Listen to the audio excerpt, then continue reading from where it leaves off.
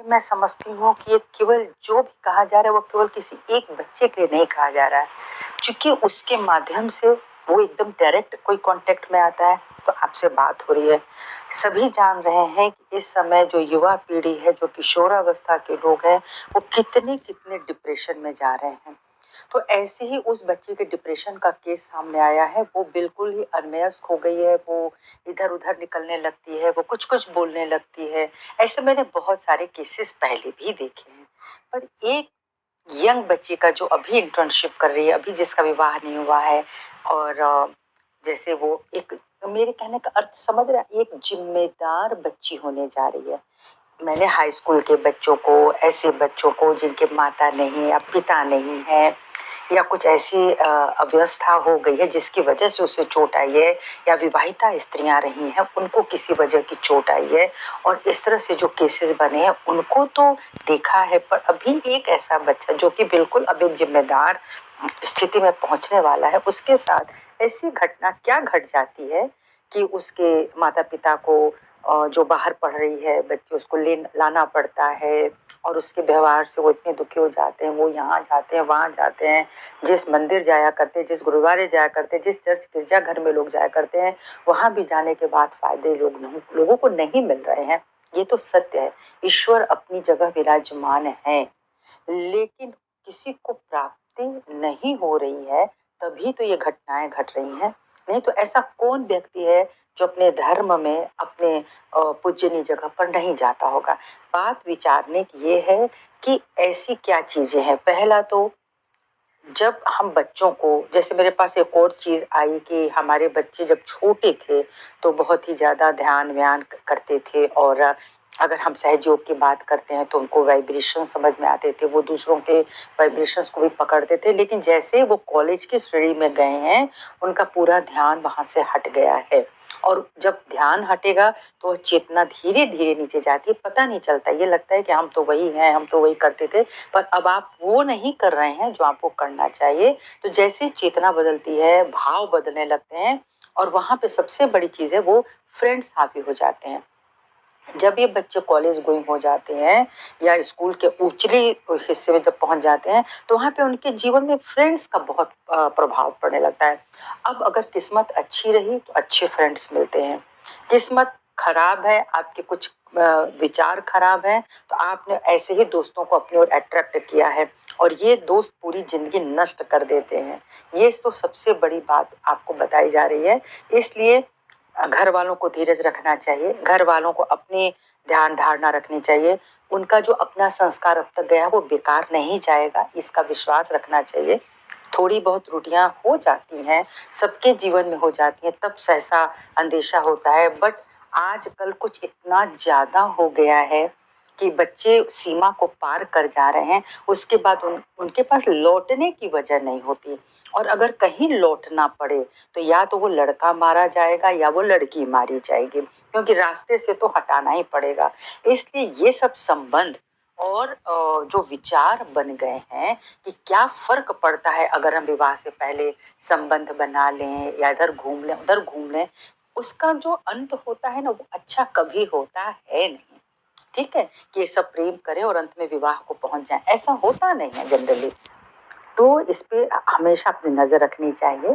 तो अब इस बच्ची के साथ जो भी हुआ हो, मुझे नहीं पता, मेरे पास कॉल जब आती है कि ऐसी ऐसी स्थिति हो गई है, मैंने, वो अपनी जगह नहीं बैठेगी, दौड़ेगी, उसको सफोकेशन होगा, वो उल्लू बोल रही है, या कहीं भी मान लीजिए गाड़ी उठाई, कहीं बच्चा निकल गया, घर वाले परेशान हो जाते, मतलब ऐसे केसेस मैंने बहुत देखे हैं। लेकिन अभी जब इस बच्ची का केस आया तो बस यही लगा कि जो अच्छे लोग होते हैं ना, उनके ऊपर भी आक्रमण होते हैं, और बहुत तेजी से आक्रमण होते हैं। तो अगर अपनी कोई कोशिश होती है तो उससे दूर किया जा सकता है। तो हम सभी लोग उसके मूल कारण तक जाना था। मैंने वही बोला, सबसे पहले किसी भी मानसिक परिप्रेक्ष्य में जब कोई ऐसी साइकोसोमैटिक डिसीजेज होती हैं तो लोग साइकेट्रिस्ट के पास जाते हैं। साइकेट्रिस्ट आपको कुछ मेडिसिन देता है, लेकिन साथ में वो स्लीपिंग पिल भी देगा। बिना सुलाए हुए कोई भी उनका मानसिक रोगी ठीक नहीं होता है। लेकिन सहयोग में ऐसा नहीं है, सहयोग के तरीके बहुत सुंदर हैं। अब देखिए मैं क्या कहना चाह रही हूँ, एक व्यक्ति अगर आप लोगों को जानकारी है, बहुत सारे ऐसे लोगों को जो इस वीडियो को देख रहे हैं, अगर आपको जानकारी है तो मैं आपको बता दूं कि बीमारी की तह तक कैसे पहुंचना है। हमारे पास 3 नाड़ियां हैं मुख्यतः। तो लेफ्ट सिंपैथेटिक नर्वस सिस्टम जो है ना, वो हमारी इच्छा की नाड़ी है, ये हमारी महाकाली शक्ति की नाड़ी है। जो ये डिजायर पावर होती है ना, उसी से हमारा जन्म होता है। हमने कहाँ सोचा, क्या कर्म किए थे, उसी से वो चीजें बनती हैं। और आत्माएं भी, माता पिता भी चुनते हैं, परिवार धर्म क्षेत्र सब चुने जाते हैं वो अपने हिसाब से।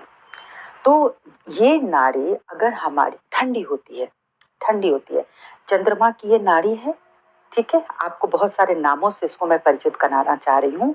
और सबसे बड़ी चीज है नाड़ी संहिता, ये मून चैनल है, चंद्र नाड़ी है, बाई नाड़ी। मेरा हाथ आपको उल्टा दिख रहा होगा क्योंकि कैमरा फ्रंट से ऐसे। तो जो हमारी बाई नाड़ी है वह चंद्रमा की नाड़ी होती है। और आप ध्यान दीजिए, चंद्रमा की नाड़ी जो है बाई तरफ से तो होती है, ये नीचे बिल्कुल जाती है आपके मूलाधार चक्र में, जो धरती से बिल्कुल लगा हुआ हिस्सा है आपका, वहां पे मूलाधार चक्र में पेल्विक प्लेक्सस में जाती है। और आप देखिए उसकी उठान जो है ना, वो यहाँ से पीछे की तरफ से होते हुए इधर की तरफ आ जाती है, ठीक है। हमारे इसको हम कहते हैं दाई आज्ञा की तरफ आ जाती है, देखने में जो दाया यहाँ पे आ जाती है। तो यानी इस चीज का सीधा संबंध, आपने गलत चीजें सोची, विचारी, देखी, सुनी, ये आपका जो भी कार्य करता है ये आपके आज्ञा चक्र पे जा रहा है और ये सीधे नीचे उतर के नर्क की स्थिति में जाता है, मूलाधार। या अब हम उल्टा लेके चलते हैं, अगर किसी का मूलाधार चक्र पीड़ित हुआ है, किया गया है, या स्वयं ही वो उस नर्क के गर्त में जा चुका है, ठीक है, संबंध बनाने को ये नर्क का गर्त ही कहा जा सकता है और कुछ भी नहीं, ठीक है। तो वहां से भी जो पीड़ा उठी, आपके अंदर एक बहुत सुंदर प्यूरिटी स्थापित की गई है। जब आप नन्हे मुन्ने बच्चे पैदा हुए ना, तो वो आप ही के साथ वो इनसेंस बढ़ता है। लेकिन खराब कहाँ से किया जाता है? ये बाहरी वातावरण से, समाज से ही खराब होते हैं सारे विचार, कर्म, क्रिया जो भी है ना, ये समाज ही हमको देता है। चाहे परिवार दे, चाहे हमारे उसमें रहने वाले लोग दें, या उसके इर्द गिर्द परिधि में घूमने वाले लोग दें, देते वही लोग हैं। गंदगी वहीं से आती है और उस बच्चे का इनोसेंस खराब हो जाता है। अब एक बच्ची है, वो बड़ी हो रही है, उसके साथ न जाने कितनी आंखें लगी होंगी, कितने गलत दोषों को उसने देखा होगा। जैसे वो बच्ची बड़ी होती है, उसका एक सिक्स्थ सेंस डेवलप हो जाता है। कोई कैसे छू रहा है, कोई कैसे गोद बिठा रहा है, वो सब समझने लगती है। वो किसी से कह नहीं सकती क्योंकि वो अपने ही घर के लोग होते हैं, तो उसको समझ में नहीं आता ये अच्छा है कि बुरा है। और ना ही उस बच्चे का सेंस इतना डेवलप होता है कि अगर आप उसने यहाँ हाथ रखा है, आपने हाथ रखा है, उसको नहीं समझ में आएगा कि गलत क्या चीज है। अगर हम किसी को, बच्चे को प्यार से सहला के बात कर रहे हैं, तो क्या बच्चा रोता है? बच्चा खुश होता है, उसको कोई प्यार कर रहा है। उसी का जो विकृत रूप है वही रूप सामने आता है। तो अब बच्चों के साथ क्या क्या घटना है, छोटे छोटे बच्चों के साथ क्या घटना हो रही है, वो पूरी तरह से अगर घर में नहीं कहते हैं तो देखिए सबसे पहले पीड़ा जो पहुंचती है, चोट जिसको कहते हैं। अगर वो बच्चा थोड़ा सा बड़ा हो रहा है, उसको समझ में आ रहा है कि इनके द्वारा, उनके द्वारा जो भी उसके अंदर एक भय बनाया जा रहा है, उस शरीर में जब अनर्गल प्रलाप शुरू होते हैं ना, उसके विरोध में, उसकी पवित्रता के विरोध में, तो एक भय समाने लगता है। तो पहली चोट मूलाधार चक्र पे पहुंचती है। मूलाधार चक्र की जो चोट होती है वो फिर बार बार जा करके पीछे से यहाँ हमारे जमा होना शुरू होता है, पूरा पीछे हिस्सा जमा होता है। अब ये जब बर्फ होता है, क्योंकि चंद्रमा की नाड़ी है, ये ठंडा होता जाएगा, ठंडा होता है तो पूरा का पूरा भूत, जितनी भूत व्याधियां हैं, जितने मृत सोपान हैं, वो सब पास में आने लगते हैं, है ना।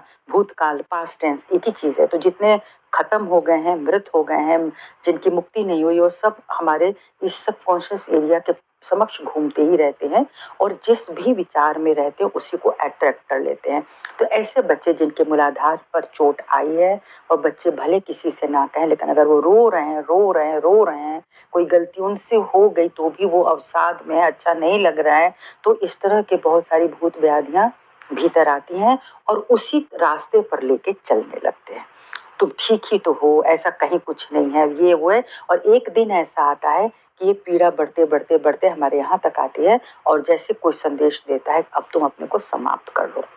ये डिप्रेशन की हद होती है जब कोई सुसाइड करने लगता है।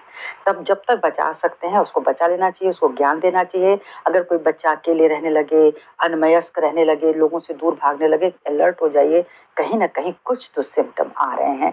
अगर हम लोग को नहीं पता होता है तो अब पता है, उसके हिसाब से अपने बच्चों की ओर नजर करें। ठीक है। दूसरा, चोट पहुंचता है हमारे स्वादिष्ठान चक्र से। हम अकेले हैं, मान लीजिए हम अकेले पढ़ाई कर रहे हैं या हम बहुत ज़्यादा अपने को अकेलेपन में महसूस कर रहे हैं। ये मैं अभी बच्चों युवाओं की बात कर रही हूँ, वो भी अकेले होते हैं। कोई बाहर पढ़ने गया है, कोई कहीं गया है, किसी गलत मित्र मिले हैं, कोई रूममेट ऐसे मिले हैं, वो घूमने वाले मित्र मिले हैं, तो फलाना मिले हैं, ठिकाना मिले हैं, ऐसे तमाम तरह के मित्र मिल जाते हैं, क्या कहा जाए। तो जब आपको कभी अकेलापन लगने लगता है, आप किसी से मैच नहीं कर पा रहे हैं और आपको लगता है हमको कोई समझ नहीं पा रहा है, तो एक अनायास ही अकेलापन आ जाता है। जब ये अकेलापन आ जाता है तो आपका बायां स्वादिष्टान जो है, एओर्टिक प्लेक्सस जो होता है ना लेफ्ट साइड का, वो खराब होने लगता है, वो एक तरह का होलो हो जाता है। और उसमें भी जो ये विकृत लोग हैं, प्रेत आत्माएं हैं, इस तरह के, जिसको हम भूतात्माएं कहते हैं, तो ये प्रवेश करने लगती हैं। आपको दिखेगा नहीं, आपको ये हवा दिख नहीं रही है, पर कहते हैं ना ऊपरी हवा लग गई, तो ऐसी हवाएं होती हैं। सब कुछ वातावरण में है आपके। जब आप इसकी गहराई में जाएंगे तभी समझ पाएंगे। और हम सब सहयोगियों को पता होता है कि इनकी तुरंत कैचिंग आने लगती है, इनकी पकड़ आने लगती है कि बाहर की कोई चीज आई हुई है ना, इसलिए हम लोग इस पर बात कर सकते हैं। तो उसको वहां से जब खालीपन आता है तो भी तमाम तरह की गलत विद्या, अश्लील साहित्य, अश्लील मूवी, अश्लील रील्स देखते हैं। इतना तेज इसका इस पर असर आता है, आंखों का असर आज्ञा पे वही बहुत तेज होता है। आप देखिए ना, आप गाली गलौज सुनते हैं तो कितनी देर वो स्टक रहता है, ये गाली के जो शब्द होते हैं। इसीलिए कहा जाता है ना, राम राम बोलो, है ना, हम कहें अल्लाह अकबर बोलो। आप किसी को याद करो, आप यीशु को याद करो, आप नानक देव महाराज को याद करो, आप संत कबीर जी को याद करो, आप अपने गुरु को याद करो। आप उनके नाम को तुरंत नाम से काटा जाता है। तो जितनी गलत गंदी बातें होती है उनको अपने गुरु के नाम से, प्रभु के नाम से काटिए, काटा जाता है। ये भी एक उपाय है, बार बार वहां पे कहा जाता है। नहीं तो वो जगह शुद्ध होने लगती है। तो उसकी कुछ क्रियाएं हैं जो सहयोग में बताई जाती हैं। तीसरा आक्रमण आ जाता है आपके नाभि चक्र पे बाईं तरफ। आपने परिवार ने जो है बात, जैसे मान लीजिए कहीं बहुत कोई गरीबी है, असहायपना है, या असंतुष्टि है किसी बात की, या माता पिता में झगड़े होते हैं, ऐसे कोचे, तो उनका भी बच्चों पे बहुत असर आता है। और झगड़े तो होते हैं, पर कुछ झगड़े होते हैं जो एक नॉर्मल झगड़े होते हैं, हमारे और आपके विचार नहीं मिले झगड़े हुए। पर कुछ झगड़े क्या होते हैं, कहीं कुछ, कहीं किसी का अफेयर, कहीं किसी की कोई गंदगी, कहीं किसी, ये भी चीजें परिवारों में बहुत तेजी से सामने आ रही हैं। ऐसे भी परिवार हो गए हैं। तो वहां के भी बच्चे जो है वो एकदम अपने को जज पकड़ने लगे, अपने अंदर ही उतरने लगते हैं। तो ये आपके नाभि चक्र का आक्रमण होता है। जब ये आक्रमण होता है तो कहते हैं ना, नाभि चक्र में 10 धर्म होते हैं, यानी 10 आपके गुण होते हैं। वो 10 गुण धीरे धीरे धीरे धीरे धीरे धीरे डल होते जाते हैं। आपको किसी, आपसे बोले किसी से प्यार से बात करो, वो नहीं कर पाएगा, उसको अच्छा नहीं लगेगा, उसकी भौं चढ़ी रहेगी, उसको दुनिया लगेगा एकदम बेकार है, किसी को दान कर नहीं सकता, वो क्या करे, उसको कुछ नहीं अच्छा लगेगा, उसको हमेशा अपनी ही परेशानी सबसे ऊपर रहेगी कि मेरे साथ ऐसा हो गया, बस। दूसरों के साथ कितनी घटना घटे उसको इससे कोई मतलब नहीं। तो उसके साथ जो है उससे वो उबर भी नहीं पा रहा है। तो उबरने के भी उसको तरीके होने चाहिए, पता होने चाहिए। तो ऐसी बहुत सारी तकलीफें अंदर में समा जाती हैं। तो फिर अब क्या होता है, पूरा पेट डिस्टर्ब हो जाता है, ये नाभि चक्र में पूरा भवसागर डिस्टर्ब हो गया। वह डिस्टर्ब होता है तो फिर उसका पूरा का पूरा जो जो पानी का गलत पानी का तत्व है वो यहाँ पे आ जाता है। अब आता है हृदय। ये सब बाएं नाड़ी की बात कर रहे हैं। जब बाएं हृदय पिछी जाती है तो व्यक्ति अपनी आत्मा से दूर हो जाता है। दो ही लोग आत्मा से दूर हो जाते हैं, या तो ये बहुत ही कार्मिक होते हैं लोग, बहुत ही एक्टिव लोग होते हैं, वो भी अपनी आत्मा से धीरे धीरे दूर हो जाते हैं, वो बाहर की दुनिया में चले जाते हैं बहुत ज्यादा, सुपर कॉन्शियस एरिया में। और जो डल होता है वो सब कॉन्शियस एरिया, वो बिल्कुल अपनी नाड़ी को सिकुड़ते सिकुड़ते सिकुड़ते से कहीं दूर फेंका जा रहा है। और उसके अंदर एक भय, हर बात भय, पैल्पिटेशन हार्ट में, कहीं कुछ हो गया गलत, तो वो एकदम डरा हुआ व्यक्ति नजर आएगा। और ऐसा डरा हुआ व्यक्ति अब क्या करेगा, अपने को पूरे समय एक नींद में चुपचाप बिस्तर पे पड़े हैं तो पड़े हैं पड़े हैं पड़े, क्योंकि उसके पास लाइफ का उद्देश्य नहीं, उसको लगा उसके साथ बहुत बड़ी गलती हो गई, यानी वो अपने जीवन के सूत्र को पकड़ नहीं पा रहा है। तो ये दिक्कत होती है। तो अगर हम इन 4 चीज को पहले पकड़ लें तो बहुत सारे मुसीबतें हल हो जाएंगी वहीं पे। और सहयोग इसमें पूरी मदद करने को तैयार होता है, बताता है, केंद्र पर जाते हैं, पूछते हैं। आप पर्सनली पूछ ही रहे हैं, ये बताया ही जा रहा है। उसके बाद अब जब गड़बड़ आ जाती है वो आ जाती है आपकी विशुद्धि पर। इस जो सर्वाइकल प्लेक्सस है ना, यहाँ के पीछे में इसका पूरा आपके जितने भी हमसे गलतियां हो जाती हैं वो वहाँ पे दोष भाव के साथ एक्युमुलेट होते हैं। मैं मनुष्य हूँ, मैं एक आत्मा हूँ, मुझे पता है गलती और सही क्या है। गलत हो गया हम करते रहने दिए, या उस गलती से हम रिवर्स नहीं कर पाए, हम अपने को बचा नहीं पाए। होता है ना, आज कई बार लोग बच्चे बच्चियां हैं, मतलब संबंध बना लिए हैं तो उसकी कहीं कोई तस्वीर हो गई, वो ब्लैकमेल कर रहा है, सिवाय सुसाइड के कोई हमारे पास साधन नहीं रहता है, तो सुसाइड भी भूत कराते हैं।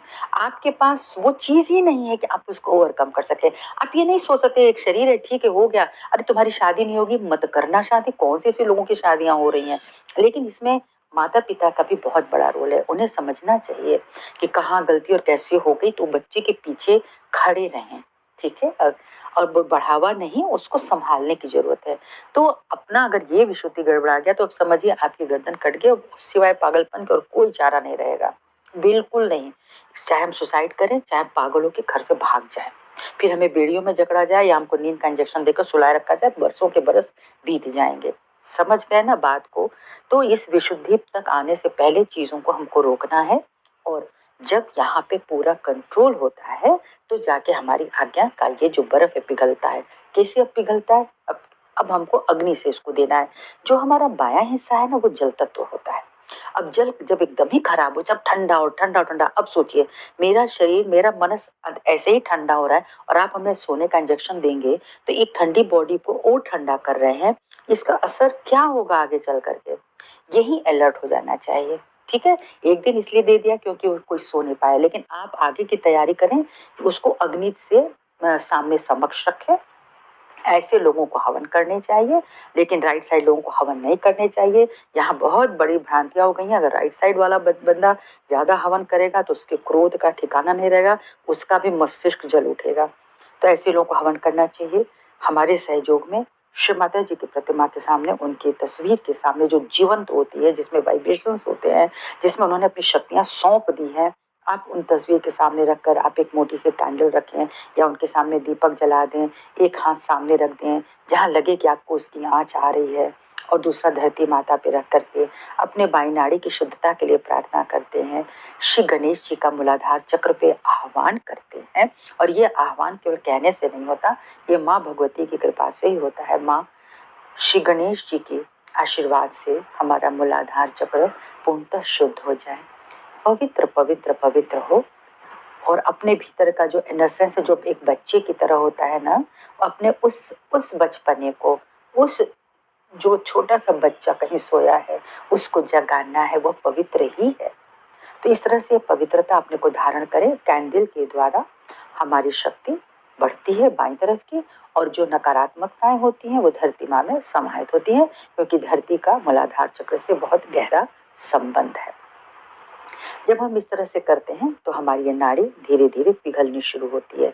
और जब हम इस कैंडल को यहाँ से इस जगह पे लाके थोड़ी देर रखते हैं ना, उस व्यक्ति के समक्ष, थोड़ी देर पीछे आप उसको एक बना दें, ऐसे ऐसे हम लोग ऐसे ऐसे घुमाते हैं, ऐसे घुमा दें, या फिर आप ऐसे ऐसे घुमा दें 3-4 दिन।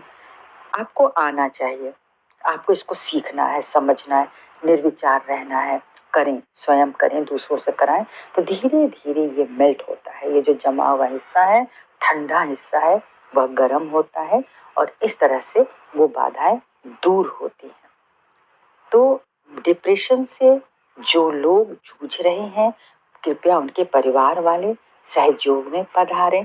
कोई रुपया पैसा नहीं लगता है, बिल्कुल भी नहीं लगता है इसको सीखने का, इसको समझने का। तो आप पधारें, अपने जो नज़दीकी केंद्र हैं वहाँ पे जाएं। आप पर्सनली जानने के बाद आप वो इलाज तो करें, लेकिन आप कलेक्टिव पावर में जरूर जाएं, आप सामूहिकता में जरूर जाएं, क्योंकि अगर कलेक्टिविटी की शक्ति आपको नहीं मिलेगी तो आपका ये चक्र पूरा खुलेगा नहीं। ये विराट का जो शक्ति है इसको खुलना चाहिए, और ये एक दूसरे के सामंजस्य से ही खुलता है। ठीक, तो इस तरह से हम लोग चाहते हैं कि ये बच्चे जो पूजा पाठ नहीं करते हैं, बिल्कुल भी ना करें। लेकिन जो एक ध्यान होता है, जो मेडिटेशन होता है, वो एक मेडिकेशन के समान होता है, वही दवा है। कितनी सारी बीमारियों की वह दवा है। और आप लोगों के जीवन में तो ये जरूर आना चाहिए, युवाओं, हमारे किशोरों। आप गलत चीज़ों को अगर कहीं भी आपको दिखाई सुनाई भी पड़ गया तो ये ध्यान जो है ना, उसको एकदम से काट देता है, प्योर करता है, स्वच्छ बनाता है। और आपकी ये हिस्सा जो है आपका, जहाँ पे गड़बड़ी की संभावनाएं होती है, जो आपकी मैदा होती है, वो उज्जवल हो जाती है, वो सुंदर हो जाती है। और इस तरह से न जाने कितनी मुसीबतों से बचा जा सकता है। आप सभी को मेरा धन्यवाद, आभार सुनने के लिए। जय श्री माता जी।